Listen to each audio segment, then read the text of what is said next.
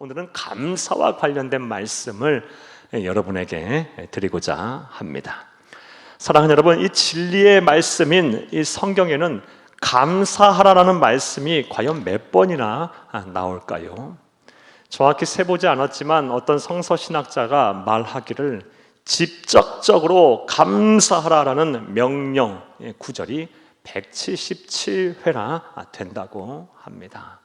그러니까 간접적인 것 말고 직접 감사해라 라는 말씀이 177번이나 된다라는 것입니다. 이것이 정확한 수치인지는 모르겠지만 분명한 사실은 하나님께서 정말 많이도 말씀하셨다라는 것입니다. 그러하기에 우리는 이 감사하라는 말씀을 아주 중심에 두고 이 하나님의 뜻, 하나님의 강력한 의지임을 알고 반드시 우리는 이 감사를 실천하며 살아야 할 것입니다. 그런데 이와 관련해서 문제가 있습니다. 하나님께서 우리로 하여금 감사하라고 말씀하시면서 그저 그냥 일회성으로 일시적으로 감사하고 싶을 때만 감사하라고 말씀하시지 않았다라는 것입니다. 하나님은 우리에게 말씀하시기를 항상 감사해야 한다, 모든 일에 감사해야 한다, 평생 감사하고 살아야 한다라고 말씀을 하셨습니다. 이와 관련된 말씀을 보겠습니다. 데살로니가전서 5장 18절 말씀입니다. 범사에 감사하라, 이것이 그리스도 예수 안에서 너희를 향하신 하나님의 뜻이니라. 범사가 무엇입니까? 모든 일, 어떠한 상황 속에서든 어떠한 경우에든 감사하라는 것입니다. 슬플 때도 감사하고, 기쁠 때도 감사하고, 아플 때도 감사하고, 건강할 때도 감사하고, 사업이 잘 될 때도 감사하고, 사업이 막 망해도 감사하고, 자녀들의 앞길이 막 열려도 감사하고, 자녀들의 앞길이 꽉 막혀도 감사하고, 날마다 매일 항상 모든 일에 평생 동안 감사하라. 이것이 바로 하나님이 우리를 향하신 뜻입니다. 그런데 하나님께서 우리를 향해서 항상 감사해야 한다, 모든 일에 감사해야 한다, 평생 감사해야 된다라고 말하셨을 때는 우리의 사정과 형편을 몰라서 그렇게 하신 말씀이 아닙니다. 우리에게 부담을 주고 우리를 구속하기 위해서 그렇게 하신 말씀이 아니라 그런 힘들고 어려운 상황 속에서 다시 살아갈 힘과 용기와 믿음을 주기 위해서 그리 하신 것임을 믿으시기를 간절히 주의 이름으로 축복합니다. 쉽게 말해서 우리를 살리기 위해서, 우리를 회복시키기 위해서, 치료하기 위해서 항상 감사해야 한다, 모든 일에 감사해야 한다, 평생 동안 감사해야 한다고 우리 주님께서 말씀하신 것입니다. 그러하기에 사랑하는 여러분, 억지로라도 감사하시는 여러분들이 되기를 간절히 주의 이름으로 축복합니다. 그리고 오늘 본문 말씀을 보게 되면 이러한 감사를 실천함으로 삶이 변화된, 그리고 그 힘들고 어려운 삶 속에서 다시 살아갈 힘을 얻고 하나님의 손에 붙들려서 큰 일을 행한 위대한 믿음의 선배 한 명을 우리가 만나게 됩니다. 그 사람이 바로 누구냐? 다윗입니다. 사랑하는 여러분 다윗을 생각하면 어떠한 이미지가 연상되십니까? 다윗을 생각하면 그 사람이 어떤 사람이었을까 여러분 생각이 되십니까? 흔히 많은 사람들이 다윗을 생각하면 이렇게 생각들을 하실 것입니다. 어려서 하나님으로부터 복을 받아 이스라엘의 제2대 왕으로 낙점이 되고, 그리고 또 하나님께서 크신 은혜를 베푸셔서 거인 골리앗과의 싸움에서 기적과 같은 승리를 하게 하시고 왕이 되게 하신, 어찌 보면 평탄하고 정말 하나님의 복을 받은 이런 사람이 다윗이다라고 아마 생각들을 하실 것입니다. 자, 물론 맞는 얘기긴 하지만 성경 전체를 통해서 드러나는 다윗의 모습은 우리가 생각하는 것 이상으로 참 고통스러운 삶을 살았어요. 가시밭 안에서 막 떼굴떼굴 구르는 것 같은 고난의 연속을 그런 인생을 그런 살았습니다. 그런데 다윗은 그러한 상황 속에서도 감사하려고 했어요. 항상 감사하려고 했고, 모든 일에 감사하려고 했고, 평생 감사하려고 했습니다. 어떻게 알 수 있느냐? 그가 쓴 시편들을 보면 알 수가 있습니다. 사랑하는 여러분, 시편은 구약 성경의 시편은 여러 가지 찬송 시들을 모아놓은 책입니다. 총 150편의 찬송시로 모여 있어요. 편집이 됐어요. 그 가운데 90편 정도가 다윗이 쓴 시입니다. 시의 내용을 보면요, 막 통곡의 시도 있고 회개와 참회의 시도 있습니다. 막 기쁨의 시도 있고요, 또 막 억울한 일을 당해서 막 비탄의 시도 있고요, 또 환희의 송가도 있습니다. 자, 내용이 막 다양해요. 막 희노애락이 다 들어가 있어요. 그런데 그런 상황 속에 그런 이 모든 시편의 마무리를 어떻게 하냐? 여호와 하나님을 찬송하고 그분께 영광을 돌리고 감사하고 있어요.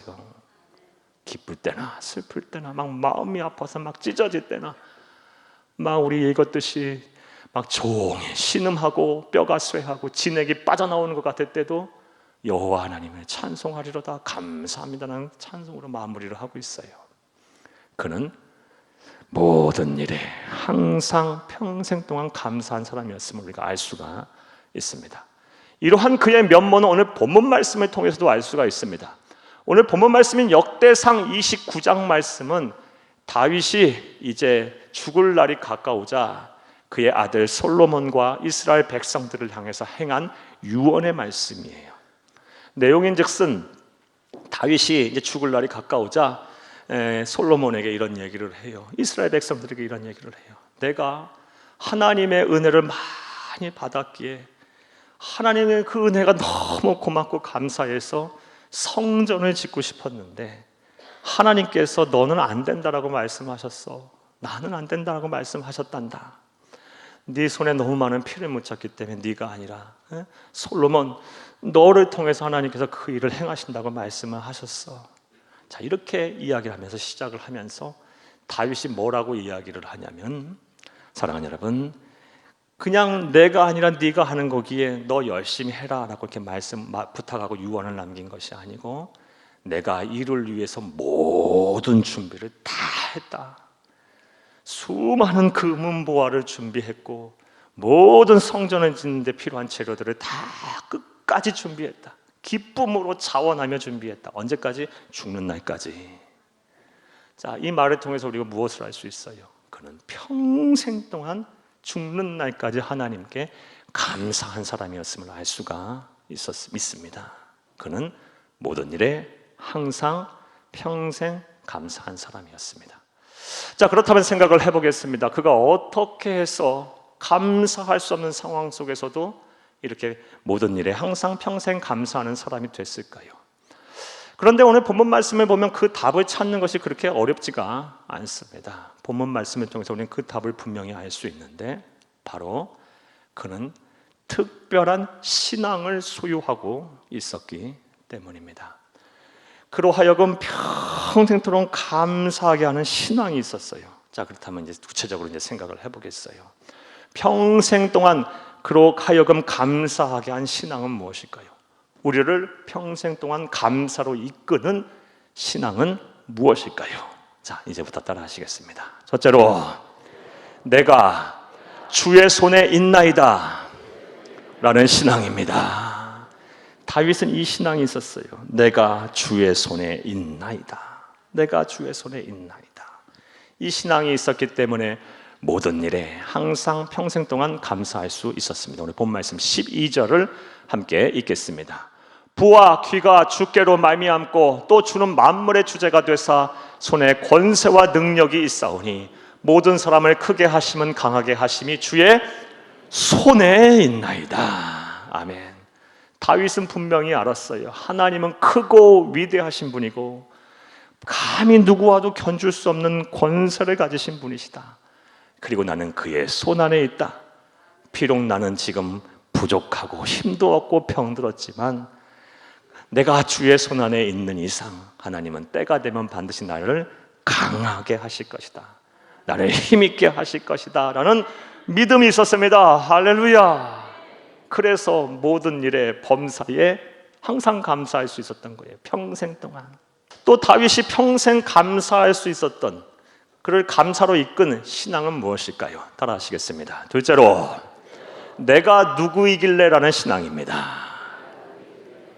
내가 누구이길래, 내가 무엇이길래라는 신앙이 다윗에게는 있었어요. 그래서 범사에 항상 평생 동안 감사할 수 있었던 것입니다. 오늘 본 말씀 14절을 함께 읽겠습니다. 나와 내 백성이 무엇이기에 이처럼 즐거운 마음으로 드릴 힘이 있었나이까? 모든 것이 주께로 말미암아 싸우니 우리가 주의 손에서 받은 것을 주께 드렸을 뿐이니이다. 나와 내 백성이 무엇이길래, 내가 누구이길래 나를 사랑하셔서 나에게 이런 은혜를 주셨고 평생 동안 자원하며 기쁜 마음을 하나님께 드릴 수 있게 하셨나이까? 내가 누구이길래 나를 이렇게 사랑하시나이까? 내가 누구이길래 나를 이렇게 지키시고 보호하시나이까? 도대체 내가 무엇이길래 나를 이렇게 사랑하시나이까? 이 신앙이 있었어요. 인자가 무엇이길래 나를 돌보시나이까? 내가 누구이길래, 내가 무엇이길래? 사랑하는 여러분, 생각해보면 우리들은 참 보잘것없는 존재입니다. 오늘 피었다 오늘 지는 들풀보다 조화롭지 못해요. 오늘 피었다 오늘 지는 들풀보다 화려하거나 아름답지도 못해요. 또 아침 해가 뜨면 사라질 안개보다 신비롭거나 장엄하지도 못해요. 특별히 우리는 코로나 상황 속에 있어요. 눈에 보이지도 않는, 알 수도 없는 그 바이러스에 그냥 속절없이 우리 다 무너지고 있어요. 그런데도 우리들은 어때요? 천하 우주 만물을 창조하시고 다스리고 주관하시는 하나님이 어디 있느냐 그래요. 뭔 그런 걸 믿느냐 그러고요. 그리고 자신의 힘으로 구원에 이를 수 있다고 생각하는 사람들이 정말 많아요. 또 다른 바벨탑을 막 쌓고 있어요. 이런 영적인 교만함의 주에 하나님의 장엄하신 위대하신 크고 놀라우심을 못 보는 사람들을 향해 하나님은 어떤 생각을 가지실까요? 참 마음 아파하실 것 같아요. 괴로워하실 것 같아요. 자, 그렇게 마음 아파하심에도 불구하고 하나님은 우리를 사랑하세요. 포기하지 아니하세요. 내가 누구이길래, 우리가 무엇이길래 이렇게 사랑하실까요? 내가 누구이길래, 내가 무엇이길래 하나님은 내가 아플 때 같이 아파하실까요? 내가 무엇이길래, 내가 누구이길래 나를 위한 날마다 그렇게 기도하실까요? 도대체 내가 무엇이고 내가 누구이길래 수많은 사람들 가운데 태초부터 정해놓고 때가 돼서 부르셔서 예수 믿게 하시고 영생의 기쁨 구원의 은혜를 누리고 살게 하실까요? 도대체 내가 무엇이길래 내 안에 무슨 선한 것이 있어요? 성격이 좋아요? 무슨 특별한 은능과 재능이 있어요? 가진 것이 많아요? 건강하기나 해요? 도대체 무엇이길래 하나님은 이렇게 우리를 사랑하셔서 존귀한 백성, 거룩한 하나님의 자녀라고 우리를 칭하시고 계실까요? 부르시고 계실까요? 하나님의 은혜로 아니면 설명이 안 되는 거예요. 사랑하는 여러분, 날마다 범사에 항상 평생 동안 감사하기를 원하십니까? 그렇다면 이 신앙을 꼭 가져야 합니다. 내가 무엇이길래, 내가 누구이길래, 내가 누구이길래. 한번 따라 하시겠습니다. 내가 누구이길래, 내가 무엇이길래. 이 신앙 고백을 많이 하세요. 그러면 어떠한 상황 속에서도 감사할 수 있을 거예요. 평생 동안 감사하게 될 것입니다. 이런 은혜와 실천이 저와 여러분 가운데 있기를 간절히 주의 이름으로 축복합니다. 또 다윗은 어떤 신앙을 가졌기에 평생 감사할 수 있었을까요? 우리를 평생 감사로 이끄는 또 다른 신앙은 무엇일까요? 따라 하시겠습니다. 셋째로, 나의 모든 것이 주께로부터 왔나이다라는 신앙입니다. 나의 모든 것, 그것이 다 하나님께로부터 왔나이다라는 신앙이 있었기 때문에 그는 어떤 순간에도 매사에 모든 일에 항상 평생 동안 감사할 수 있었습니다. 본 말씀 14절을 다시 한번 읽겠습니다. 나와 내 백성이 무엇이기에 이처럼 즐거운 마음으로 드릴 힘이 있었나이까? 모든 것이 주께로 말미암아 싸우니 우리가 주의 손에서 받은 것으로 주께 드렸을 뿐이니이다. 모든 것이 주께로부터 왔나이다. 성경을 보면 이 신앙에 있어서 도저히 감사할 수 없는 상황 속에서 감사한 또 다른 위대한 신앙인을 우리가 찾을 수가 있어요. 한 사람 더 소개하면 바로 여러분 종종 말씀드린 구약의 욥입니다. 욥기서 1장 1절 말씀에 보면 하나님께서 욥에 대해서 평가하기를 온전하며 정직하고 하나님을 경외하고 악에서 떠난 자였다라 그래요. 신앙 하나 끝내주는 사람이에요. 하나님이 인정하시는 사람이에요. 그런 칭찬을 욥기서 1장 2장에 무려 3번이나 반복해서 해요. 하나님으로부터 평생 칭찬 한 번만이라 들었으면 좋겠네. 그런데 3번이나 똑같은 칭찬을 반복해서 성경은 함축적인 언어로 쓰여진 책인데 그렇게 강조했다라는 것은 욥은 기가 막힌 신앙이었던 거예요. 그런 자를 하나님께서는 사탄이 시험하도록 내버려 두세요. 그래서 사람이 전 인생을 통해서 한 번 당할까 말까 한 고난을 한순간에 당해요. 동방의 거부였던 부자였던 그의 재물이 한순간에 사라지고 10명의 자녀가 한순간에 죽고요. 머리서부터 발끝까지 큰 병이 들어요. 도저히 감사할 수 없는 상황입니다. 이해할 수 없는 고난이니까요. 잘못을 했으면 인정이라도 하죠. 이해할 수 없는 고난, 도저히 감사할 수 없는 상황 속에서 기가 막힌 신앙 고백을 하죠.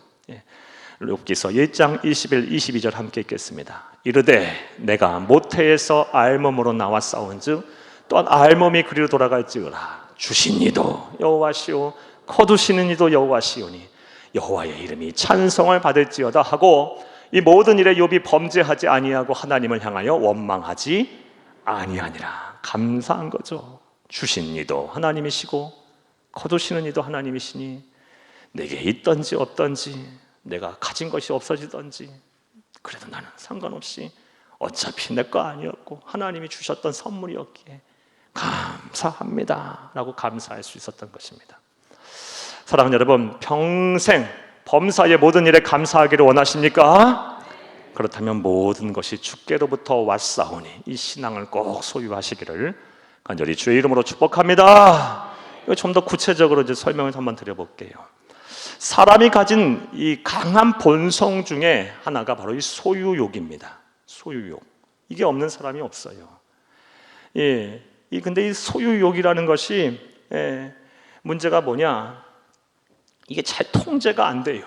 제어가 안 돼요. 한계가 없어요. 하나를 가지면 둘을 가지고 싶고 둘을 가지면 세 개를 갖고 싶고요. 이것 가지면 저 눈을 둘러보면 저 좋은 것이 또 눈에 보여요. 하나 가지면 둘을 갖고 있는 양적인 측면, 질적인 면에서도 그렇고 내가 가진 것 남이 안 가지고 있으면 내가 안 갖고 있는 걸 남이 가지고 있으면 그것도 갖고 싶고 이 소유 욕구가 충족이 안 돼요. 제어가 잘 안 돼요. 사람은 이 소유욕이 충족이 돼야 행복한 거거든요. 이 제어가 잘 안 되기 때문에 사람은 항상 무엇인가 또 누구인가에 집착을 합니다. 그리고 때로는 없는 것을 있게 하기 위해서 또 있는 것을 지키기 위해서 아주 분주해요. 마음의 여유가 없이 살아요. 늘 염려와 근심이 있어요. 사랑하는 여러분, 당연히 행복하지도 않을 것이고 무슨 이런 마음과 이런 삶을 사는데 감사가 있겠습니까? 자, 그렇다면 이 소유욕을 어떻게 제어할 것인가? 그래서 범사에 감사하는 삶을 어떻게 살 수 있을 것인가? 결국 인간이 어떻게 행복에 이를 수 있을 것인가에 대한 아주 기본적인 철학적인 질문에 이르게 돼요. 이에 대해서 수많은 철학자들과 타 종교가들은 다음 같은 대답을 해요. 공통적으로 다음 같은 의견이 하나로 모아져요. 인간의 노력을 통해서 그 노력이 뭐 수행이든 명상이든 고행이든 참선이든 공부든 어떤 식으로 인간의 노력을 위해서 통해서 욕심을 비우고 마음을 비우고 내려놓으면 이런 소유욕에서 집착에서 벗어나서 행복에 이를 수 있다. 감사하는 삶을 살 수 있다라고 이야기를 합니다. 언뜻 보면 아주 우리 귀를 달콤하게 하는 그리고 아주 소망을 주는 이야기이기도 말이기도 해요. 하지만 이것이 또한 우리를 얼마나 절망 가운데 떨어뜨리는 말인 것임을 우리는 어렵지 않게 할 수 있어요. 이것을 온전히 준행하여 그런 결과에 이르기까지 우리의 멘탈, 우리의 마음과 생각이 그렇게 강하지 못해요. 의지가. 일순간은 그럴 수 있어요. 내 마음 다 비우고 욕심 내려놓고 수욕 제어할 수 있어요. 그런데 어느 순간 또 돌아서면 또 채우고 또 채우고 또 채우고 또 채우고 집착하고 마음이 없이 사는 것이 우리의 본 모습입니다. 무슨 감사가 있겠습니까? 사랑하는 여러분, 그렇다면 하나님은 우리에게 무슨 말씀을 하고 계실까요? 우리가 지금 본받고 있는, 우리가 롤 모델로 삼고 있는 다윗은 우리에게 어떤 답을 주고 있을까요? 모든 것이 주께로부터 왔사오니라는 신앙을 공고히 하라라는 것입니다. 네 것이 아니다. 원래 너가 내 것이 아니다. 이 세상에 사는 동안 행복하고 기쁘게 살고 주가 주신 사명 감당하라고 너에게 준 선물이지, 너의 가족도, 너의 자녀도, 너의 재산도, 너의 사업도, 너의 기업도, 너의 외모도, 너의 건강도, 너의 재능도 내가 너를 위해서 이 세상 사는 동안 기쁘고 행복하게 살도록, 또 주가 주신 사명 감당하도록 준 선물이니까 잘 관리하고 살다가 다시 나에게 돌리거라. 이게 바로 청지기 의식이죠. 관리자로서의 삶. 이 신앙을 공고히 하게 되면 집착에서 벗어날 수 있어요. 있다가도 없어질 것이고 없다가도 생길 것이고, 하나님이 선물 주시면 감사한 것이고 안 주시면 안 주시는 대로도 기쁨을 살면 되고. 사랑하는 여러분, 모든 것이 주께로부터 왔사오니 주신 자도 하나님이시고 거두시는 자도 하나님이시고,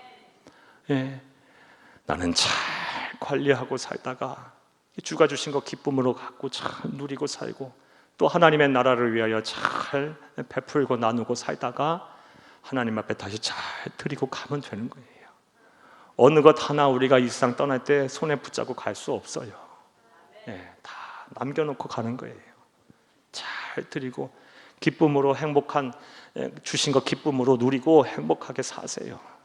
그리고 주를 위하여 사세요. 하나님의 나라를 위해서, 주의 몸된 교회를 위해서, 어려운 이웃들을 위해서 잘 베풀고 나누고 살고, 그리고 다 남기고 가는 거예요. 하나님께 감사하며 사는 거예요. 모든 것이 주께로부터 왔사오니라는 신앙을 공고히 하면 할수록 우리는 자유로워져요. 사랑하는 여러분, 범사에 항상 모든 일에 그리고 평생 감사하기를 원하십니까? 그렇다면 나의 모든 것이 주께로부터 왔사오니라는 이 신앙을 꼭 소유하기를 간절히 주의 이름으로 축복합니다. 한번 따라합시다. 나의 모든 것이 주께로부터 왔나이다. 한 번 더 따라합니다. 나의 모든 것이 주께로부터 왔나이다. 여러분, 때로 여러분 인생 사시면서 막 가지고 있던 게 싹 사라져 빠져나갈 때 있어요. 그것이 무엇이든 간에. 그리고 막 지켜야 할 때 있어요. 막 손에 움켜쥐고 어떻게든 지켜야 할 때 있어요. 그럴 때마다 나의 모든 것이 주께로부터 왔나이다. 이 신앙은 딱 중심에 두시고 자유하세요. 자유하세요. 자, 이제 말씀을 맺겠습니다. 우리는 이 물질 문명이 아주 발달한 지금 시대를 살고 있어요. 의학도 과학도 기술도 발달해요. 그래서 참 풍요로운 시대를 살고 있습니다. 그런데 이에 비례해서 우리의 감사 지수도 높아져야 할 텐데, 감사 지수는 오히려 내려가고 있는 삶을 우리가 살고 있지 않나라는 생각이 듭니다. 사랑하는 여러분, 가만히 한번 생각을 해보세요. 예배드리기 전까지 지난 한 주간 동안 얼마나 감사하고 사셨습니까? 우리 맥주감사주일이에요. 전반기 2021년 이 전반기 동안 얼마나 감사하셨습니까? 하나님께 얼마나 감사 예배드려 보셨습니까? 여러분, 가족들에게, 부모님들에게, 또 자녀들에게 얼마나 감사하다는 말씀 해보셨습니까? 여러분, 직장 친구, 동료들, 주변에 있는 여러분들에게 얼마나 감사하다고 말씀해 보셨어요? 참 우리는 감사의 빈곤의 시대를 지금 살고 있어요. 그런데 분명한 사실은 감사해야 삶이 기쁜 것이고, 감사해야 또 삶이 행복한 것이고, 감사해야 삶의 보람도 있는 것입니다.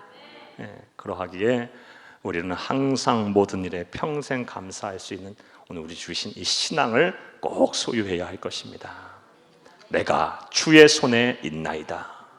내가 무엇이길래, 내가 누구이길래, 나의 모든 것이 주께로부터 왔나이다. 이 신앙 꼭 소유하셔서 하나님의 나라 가는 그날까지 늘 감사하며 주가 주신 은혜 속에 사는 귀하고 복된 성도님들 되기를 간절히 주의 이름으로 축복합니다. 축복합니다.